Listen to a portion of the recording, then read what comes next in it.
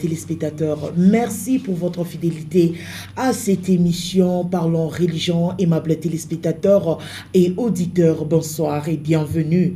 Nous sommes là, question de vous édifier, vous fortifier, pourquoi pas sonder le Saintes Écritures. Toujours avec l'infatigable, l'homme de Dieu, le révérend pasteur Emmanuel Batouambi. Il est responsable du ministère international Camp de Refuge. Révérend pasteur, bonsoir. Bonsoir, maman. Comment vous allez? Le Seigneur nous soutient et nous allons bien. Malgré la Covid-19, vous persévérez toujours à édifier ces grands peuples de Dieu à travers le média. Vraiment, coup de chapeau. Merci, maman. La Bible dit qu'est-ce qui nous séparera de l'amour de Christ? Ce n'est pas Covid qui va nous arrêter. Waouh! Alors, lorsqu'on vous regarde, on s'est dit l'homme aux bornes de l'année de grâce, ou on peut encore exagérer, l'homme de l'année de grâce. Qu'est-ce qui monte en vous? Ce qui monte en moi, c'est que je veux vraiment que l'Église de Dieu puisse connaître ce moment que nous sommes en train de traverser. Alors, aujourd'hui, nous sommes à la troisième partie de votre intervention, parce que les deux autres parties, on a essayé un peu d'oublier parce qu'on a mis un retard sur l'émission. Alors, quelles a été vos interventions de l'autre fois? Donc, c'est-à-dire un petit rappel, Merci, merci beaucoup, maman Assi. Merci. Si je peux rentrer dans ce que nous avons développé la fois passée, nous avons parlé des bornes de l'année de la grâce. Tout à fait. Et nous avons dit que l'année de la grâce, parce que j'ai reçu aussi des questions, apparemment, on ne comprend pas vraiment c'est quoi l'année de grâce. Mais oui, parce qu'il y a des ces gens qui ont eu à passer encore d'autres questions. Je profite parce que je vous laisse le temps d'expliquer. Ils ont dit l'année de grâce, à quelle durée? Quand est-ce que cette année commence et quand est-ce que cette année va prendre fin? Et l'année de grâce proprement dite, comment vous la définissez? Ababishiki et tout bien, mais et c'est ma borne. Merci beaucoup, maman Assi. Tout commence avec Ésaïe 61. C'est dans le livre d'Ésaïe 61 que la prophétie est donnée. Et quand on parle en Ésaïe, on développe deux choses. Les deux choses, c'est l'année de grâce ainsi que le jour de vengeance. Ça fait deux choses.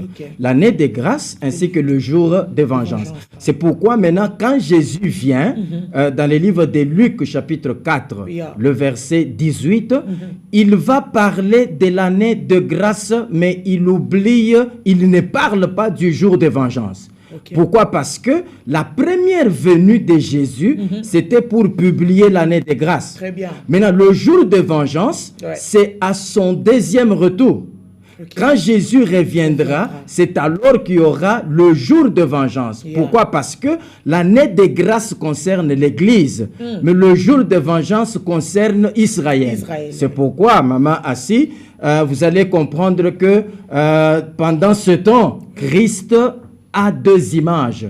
Il est agneau, mais il est aussi lion.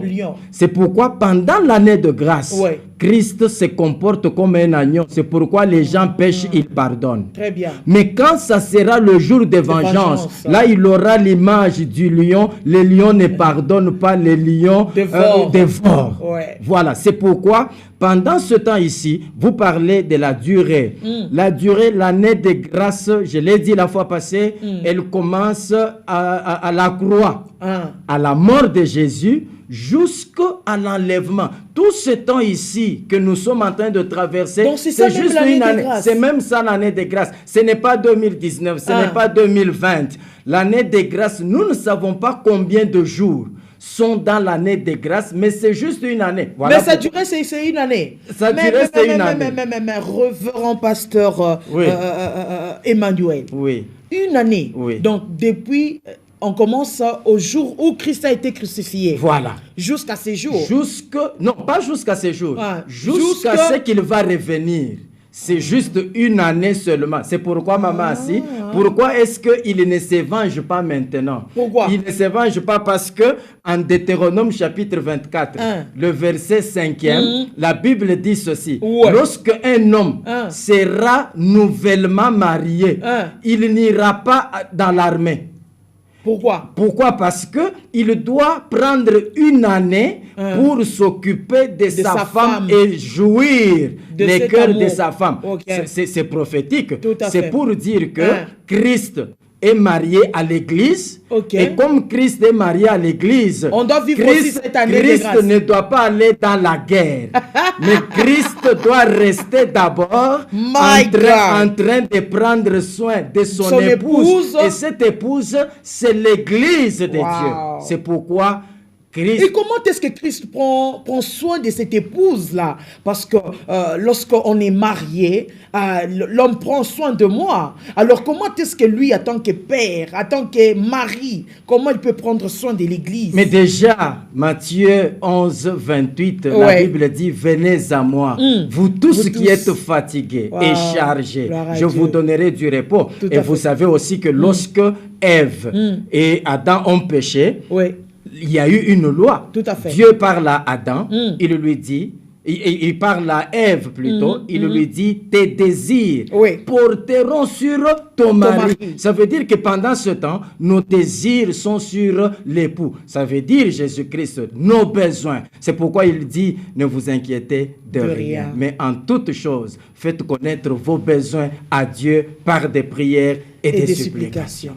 Et lorsque vous êtes en train de parler là, je pense à cette femme formidable dont il parlait avec l'eunuque. Et cette femme formidable, c'est la reine Esther. C'était quoi encore? Parce que nous avons passé au produit. Nous avons défini la reine Esther comme étant l'église. Tout à fait. Parce que l'église, c'est l'épouse de Christ.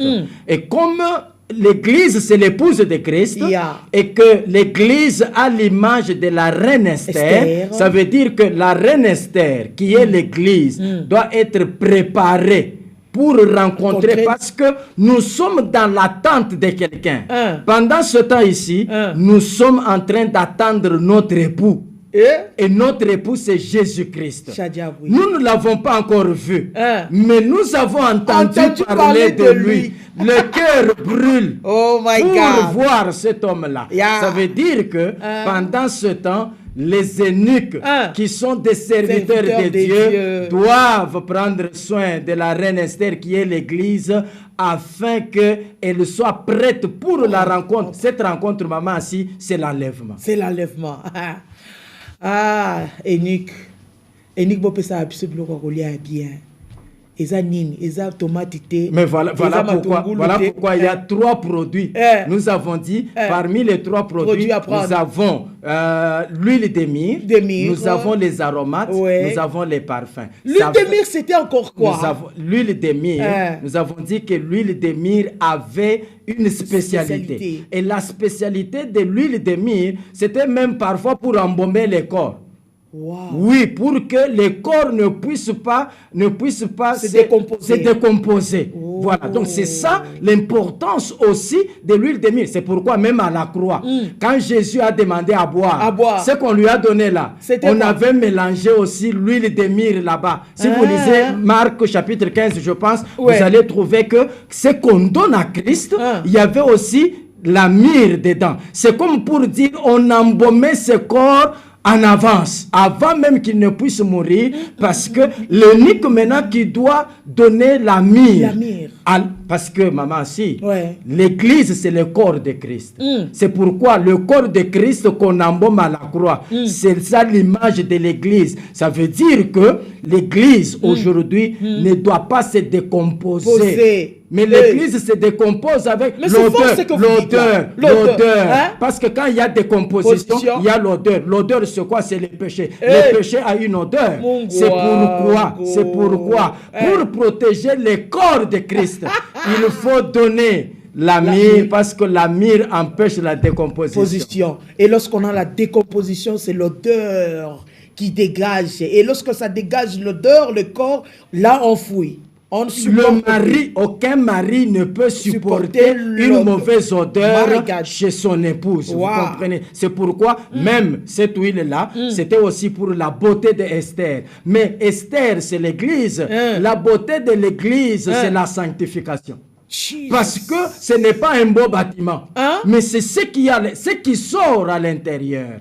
Il y a un pasteur, lorsque vous étiez en train de parler, il m'a dit, maman, si l'homme de Dieu, le pasteur Emmanuel, parle sur la sanctification. Mais la sanctification n'est pas trop prêchée aujourd'hui. Nous préférons de parler plus de bénédiction qui est la sanctification. Ça va nous aider dans le deuxième produit que nous prenons. C'est quoi le deuxième produit? Le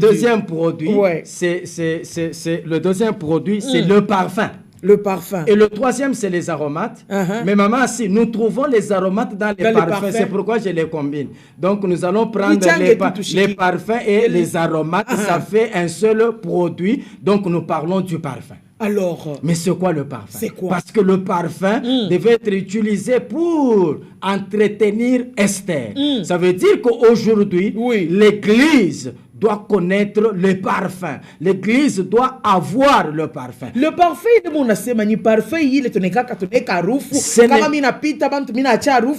il s'agit de quel parfum et de quelle sorte? Cantique, chapitre 1er, le verset 3. La Bible dit, ton nom est un parfum qui se répand. C'est-à-dire? Le nom, c'est un parfum qui se répand. Mais le nom de qui? Le nom de Salomon. Parce que dans le livre de Cantique, il s'agit de Salomon. Donc on dit que le nom de Salomon, c'est un parfum qui se répand. Mais si le nom de Salomon, c'est un parfum, Salomon, c'est qui? Salomon, c'est le fils de David. Mais si Salomon, c'est le fils de David, vous allez comprendre que lorsqu'on consulte Bartimée, il nous définit le vrai fils de David. Parce que quand Christ apparaît, Bartimée entend. Il ne voit pas, mais il entend qu'il y a quelqu'un qui passe et il l'appelle fils de David. Parce que si Bartimée n'appelle pas Christ fils de David, ses yeux ne s'ouvriront pas. C'est pour dire que c'est Christ qui est le fils de David, qui est le parfum qui se répand. Mais si le nom de Christ, c'est le parfum, nous voulons comprendre, ce nom signifie quoi? Ça signifie quoi? Nous sommes en Apocalypse. Chapitre 19, le verset 13. La Bible dit ceci. Il était vêtu d'un habit teint de sang. Et son nom est la parole de Dieu. Son nom est la parole de Dieu. Vous voyez la démarche. En d'autres termes, le parfum, c'est le nom. Ce nom, c'est le nom de Christ. Et le nom de Christ en Apocalypse 19, 13, le nom de Christ, c'est la parole de Dieu. Ça veut dire, parfumer l'Église, c'est prêcher la parole de Dieu. Ça veut dire encore que les prédicateurs sont des parfumeurs. Et pour parfumer l'Église, on n'amène pas n'importe quel parfum. On amène le parfum qui doit ôter les odeurs parce que le parfum, son rôle, c'est pour enlever les mauvaises odeurs et donner une odeur agréable. Mais nous allons renipinguer. Aimables téléspectateurs, mon atelier en cours. Là, je reçois pour vous le révérend pasteur Emmanuel Batouambi, l'homme de l'année de grâce. Mon béni mon achikavile révérend na tomboka leo, monsieur kama nyanje wapi mambo parfum, iko matata. Mais comment parfum ina ikawake? Mais écoutez, si il y a des parfums qui ne sont pas roufou, ne sont mal à l'aise. Mais c'est pourquoi la parole de Dieu, comme étant le parfum, la Bible dit, toutes choses passeront. Mais la parole ne passera jamais. Ça veut dire que la parole a la capacité, parce qu'elle était, elle est et elle sera éternelle. Donc si je comprends très bien, la parole c'est une personne. La parole c'est Christ. Et si la parole c'est Christ, maman assis, ce qui fait la force d'une église, ce n'est pas le bâtiment, ce ne sont pas les gens ou bien les pasteurs. Ou encore la prophétie. Non. Mais c'est la parole aussi à moitié. Maman assis, sorry. Je veux que vous puissiez comprendre que le temps de l'église, c'est le temps des aveugles mais qui entendent, parce que l'église n'a pas besoin de voir, l'église a besoin d'entendre. C'est pour comprendre. Donc il y a une différence entre voir et entendre. Oui, parce que Israël est boiteux. Mais église expliquez-vous. Et aveugle. Révérend, expliquez-vous. Expliquez. Baba, que je m'explique. Regardez. Ouais. David, avant, il voulait entrer à Jérusalem. Tout à fait. Il a été résisté par les boiteux et les aveugles. Il met maintenant une loi. Oui. Il dit, quand je serai roi, donc les boiteux et les aveugles n'entreront pas dans mon royaume. David qui devient roi, il se met sur le trône. Vous allez comprendre qu'il fait amener Mephibosheth. Mephibosheth, c'est un boiteux. Il accepte Mephibosheth. Voilà, c'est un boiteux. Ça, c'est Israël que David accepte dans le royaume, mais il oublie les aveugles. Il oublie les aveugles. Or, dans la Bible toujours, il y a une loi qui dit ceci. Lorsque quelqu'un fera du mal à un père et que ce père-là ne lui pardonne pas, son fils lui pardonnera. C'est pourquoi vous allez comprendre que David, qui monte sur le trône, il oublie les aveugles. C'est lui qui vient maintenant ouvrir ou faire grâce aux aveugles, c'est les fils. Parce que les fils, c'est Jonathan. Les fils, Jonathan, c'est Christ. Et si Jonathan, c'est Christ, David, c'est Dieu lui-même. Donc, si Dieu a marché avec Israël, Jésus marche avec l'Église. C'est pourquoi vous allez voir que aujourd'hui, Israël, boiteux, mais il n'entre pas dans le temple parce que, rendez-vous compte qu'en Actes chapitre 3, il y a devant les temples un boiteux. Ce boiteux n'entre pas dans les temples, mais il est devant les temples. Ça veut dire quand Christ a prêché, le boiteux ne comprend pas. C'est ça Israël. Quand Christ prêche, le boiteux n'entre pas dans le temple. Israël n'a pas cru au message de Jésus. Mais l'église qui est Bartimée, Bartimée n'a pas vu. Parce que, maman, si vous et moi, nous n'avons jamais vu Moïse. Nous n'avons jamais vu Christ. Nous n'avons jamais vu la mer rouge. Nous sommes des aveugles. Nous avons...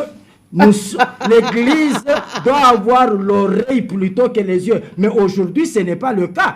Aujourd'hui, dans l'église, nous voulons les spectacles plutôt que l'enseignement. Or, dans l'église primitive, la Bible dit que les gens étaient chaque jour assidus aux enseignements des apôtres. Pas à la délivrance des apôtres, pas aux prophéties, pas aux miracles. Je ne suis pas contre ces choses. Je fais la délivrance. Parfois, quand Dieu fait grâce, je prophétise. Mais l'enseignement doit être le parfum qui parfume l'église, parce que nous ne changerons jamais les gens avec la délivrance, avec la prophétie, avec les miracles. Aujourd'hui, même sur nos affiches, quand nous appelons les gens, c'est pour qu'ils viennent voir. Non, l'église ne doit pas voir, l'église doit entendre. Maman, si vous savez que lorsqu'on est allé arrêter Jésus, la Bible dit, il y a Pierre qui prend l'épée, il coupe l'oreille de Marcus.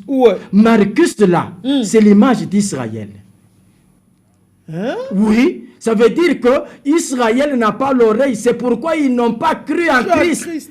Parce que l'oreille de Marcus est tombée par terre. Mais c'est quoi la terre? Ésaïe 62, le verset 4. La terre, c'est une épouse. Cette épouse, c'est la reine Esther. Cette reine Esther, c'est l'église. Ça veut dire qu'aujourd'hui, l'oreille est à l'église. L'église n'a pas besoin des yeux. L'église a besoin de l'oreille. Maman, si, est-ce que je peux encore... je peux encore dire quelque chose. Mais vous allez voir que lorsque les enfants d'Israël quittent Canaan, ils vont en Égypte, devant leur frère Joseph. Quand ils rencontrent Joseph, Joseph leur dit, vous êtes à combien? Ils disent, nous étions à 12. Maintenant, nous sommes à 10. Un est resté, l'autre est perdu. Celui qui est resté, c'est Benjamin. Maintenant, Joseph, comme c'est le frère direct de Benjamin, il dit, je vais bloquer l'un de vous. Le reste, vous allez amener celui qui est resté. C'est là que je vais libérer celui que je retiens. Vous savez, il met qui en prison? Il met Siméon. Pourquoi Siméon? Très bien. Pourquoi Siméon? Parce que Siméon, quand Léa a eu Siméon, Léa a dit, l'Éternel a entendu. Donc Siméon, c'est l'oreille. Siméon, c'est l'écoute. Comme Siméon, c'est l'oreille. Israël est rentré en Canaan sans l'oreille. L'oreille est restée en Égypte. Égypte, c'est les nations. Mais c'est nous qui sommes les nations. L'église des nations, c'est nous. Ça veut dire que Siméon est chez nous. Si Siméon est chez nous, c'est l'oreille. Ça veut dire que nous n'avons pas besoin de voir.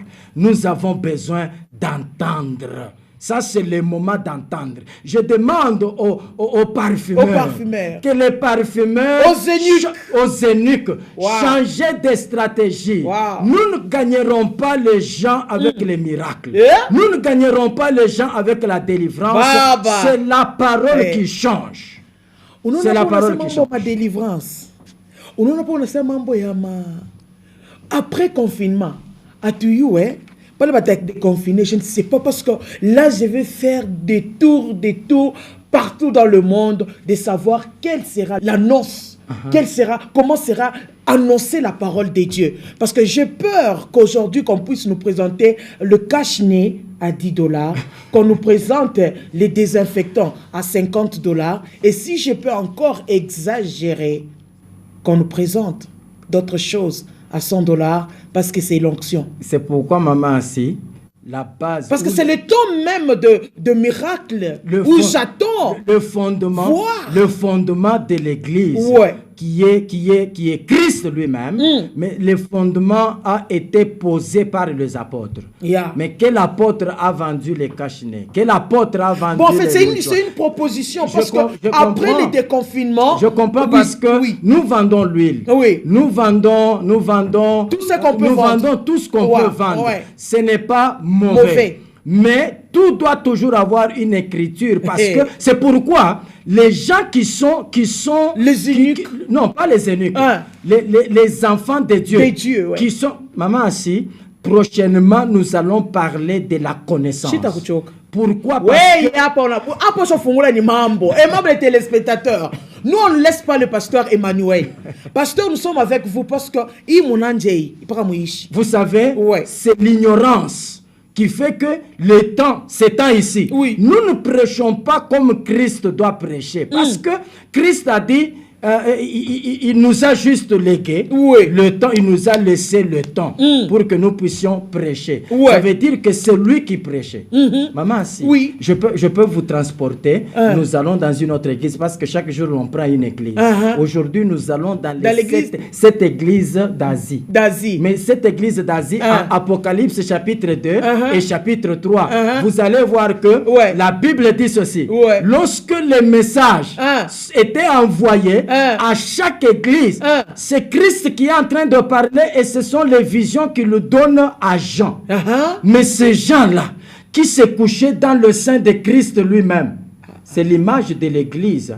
Oui. Et ça, je vais vous expliquer prochainement le mystère des gens qui se couchaient dans le sein de Christ.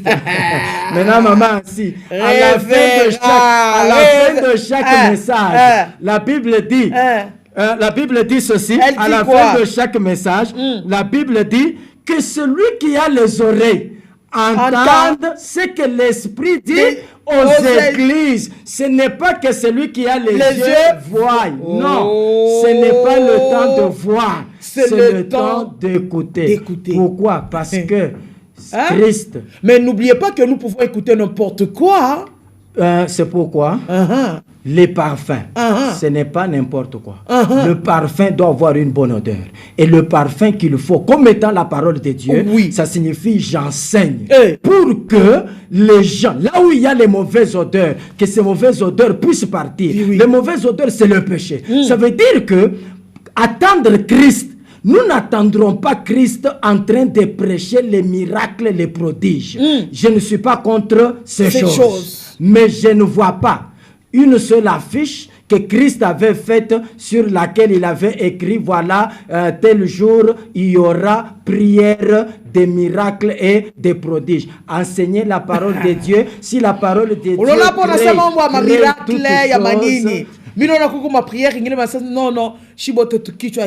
mais c'est pourquoi aujourd'hui, les gens, même quand ils vont à l'église, dans la tête, on n'a pas besoin d'aller écouter la parole de Dieu.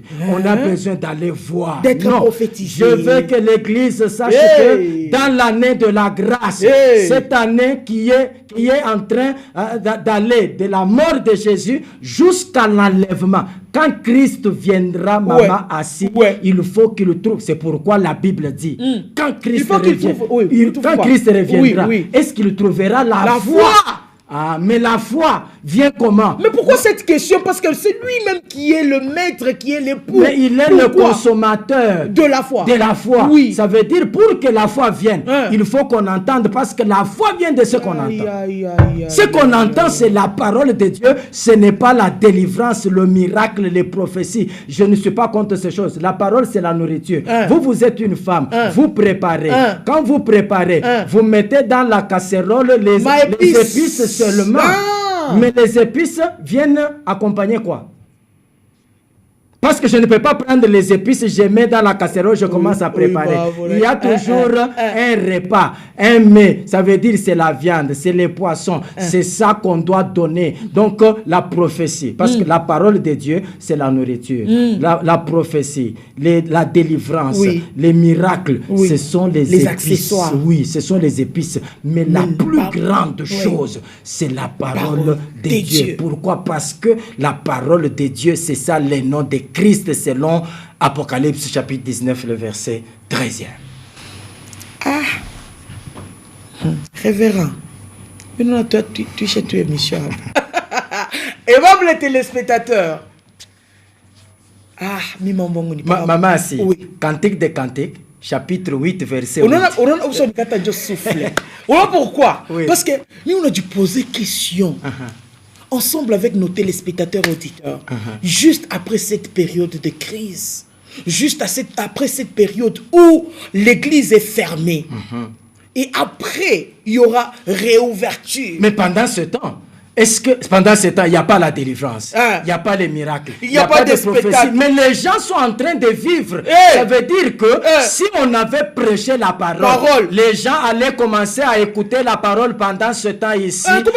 Voilà, ça veut dire que ce qu'ils ont écrit, ce qu'ils ont eu à enregistrer, ils allaient commencer à entendre. Voilà, ce qu'ils ont eu à entendre, ils allaient ruminer. On ne peut pas ruminer la délivrance, on ne peut pas ruminer les miracles. Non. La parole, c'est pourquoi je dis, Cantique des Cantiques 8, verset 8, la Bible dit, nous avons notre jeune sœur qui n'a pas encore de mamelles.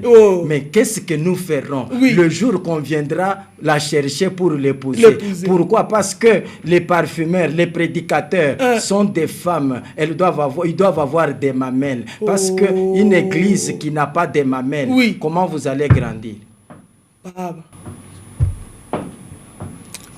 En conclusion, qu'est-ce qu'on peut retenir? Retenons que pendant l'année de grâce, prêchons pour prendre le cœur de l'épouse et attacher au mari. Parce que maman Assi, la fois passée, je vous ai dit, Rebecca n'avait jamais vu Isaac.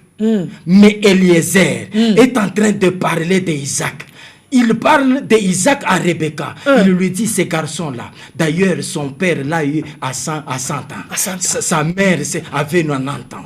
Et puis, ces garçons-là, en tout cas, on a voulu même offrir un sacrifice. Il n'a pas résisté. Mais pendant que lui est en train de parler, Rebecca dit, mais c'est quelle sorte de personne? Il faut que je voie cet homme. Le cœur brûle. C'est ça le travail que nous devons faire. Lorsqu'il avait envie de voir la personne, c'est lorsqu'il a entendu. Parti. La Bible dit de loin, elle voit Isaac, elle descend sur le chameau, elle pose la question à Eliezer, qui est cet homme-là? Qui est cet homme-là? Pourquoi? Parce qu'elle avait déjà l'image d'Isaac sans avoir vu Isaac.